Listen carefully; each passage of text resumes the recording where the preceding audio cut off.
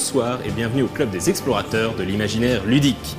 Célébrons la rentrée avec la sortie très attendue du jeu de rôle adapté du comics Légende de la Garde de David Peterson, Mouse Guard en version originale, publié par Gallimard en France. C'est le petit éditeur Footbridge Éditions qui s'est chargé de la traduction française du jeu de rôle, une sortie financée sur la plateforme participative Ulule. An de grâce 1152, l'hiver descend sur Lockhaven, mais pas question pour les valeureux guerriers de la Garde de prendre un repos pourtant bien mérité. C'est en effet à eux qu'il incombe de patrouiller les chemins reliant entre les hameaux, défendre les frontières des territoires ainsi que leurs citoyens. Et les dangers ne manquent pas. Par-delà les mers, dans les terres inconnues, les pêcheurs fourbissent leurs armes. Et dans les fourrés rôdent bêtes affamées, prédateurs rusés et terreurs zélées. Mais que sont ces créatures? Des gobelins? Des vouivres? Non, de simples serpents, renards, furets ou hiboux. Car les membres de la Garde sont des souris. Petites par la taille, mais grandes par le courage, ces souris risquent leur vie pour protéger leurs congénères d'une nature aussi hostile qu'impitoyable. Car oui, un renard vaut n'importe quel dragon lorsque l'on mesure 15 cm. Mais qu'importe l'ennemi, pourvu qu'on ait la cause. Dans Légende de la Garde, on joue donc des patrouilleurs de la Garde, c'est-à-dire des souris. Sous les ordres de la matriarche Gwendoline, les joueurs devront accomplir les différents devoirs qui incombent aux gardiens. Patrouiller le territoire des souris, nettoyer les chemins, établir de nouvelles routes entre la forteresse de Lockhaven et les différentes colonies, livrer le courrier, escorter les voyageurs, surveiller le climat afin de ne pas être pris au dépourvu par l'orage, une force particulièrement destructrice à l'échelle d'une souris, chasser les prédateurs et secourir les souris tombées entre leurs griffes, résoudre les conflits entre les différentes communautés et maintenir les frontières à l'aide d'une concoction spéciale qui repousse les plus gros prédateurs. Créer un personnage des légendes de la Garde, c'est lui choisir un nom, une couleur de fourrure, une origine. C'est en retraçant le passé du gardien que ces données de jeu prendront forme.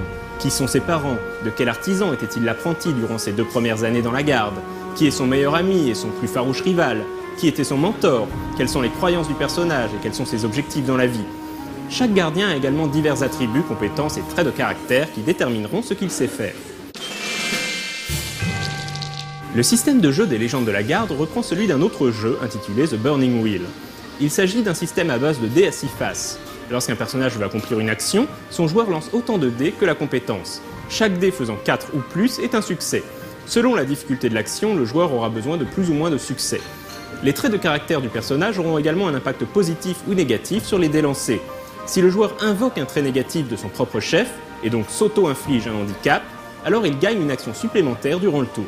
Lorsque 2 groupes de personnages sont en compétition, le différend est résolu grâce à un système appelé confrontation, durant lequel chaque groupe tentera d'accomplir ses propres objectifs. Par exemple, la Garde veut attraper les brigands, et les brigands veulent semer la Garde. Chaque groupe a un score de disposition. À chaque tour, chaque groupe pourra choisir entre 4 actions, attaque, défense, feinte et manœuvre. Cela donnera lieu à des jets de dés en opposition qui auront pour effet de faire baisser la disposition du perdant ou d'augmenter celle du gagnant. Le groupe dont la disposition tombe à 0 est le perdant de la confrontation.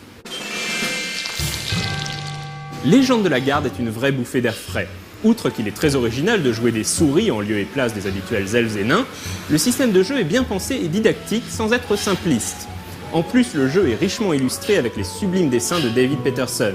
Et pour ne rien gâcher, la traduction française est de qualité.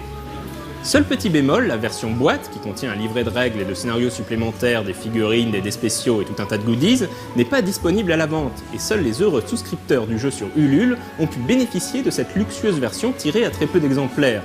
On ne trouve donc en boutique que le livre de base, certes très chouette, mais je pense que la plupart des rôlistes ou des fans de la BD auraient préféré pouvoir acheter la version boîte quitte à payer plus cher.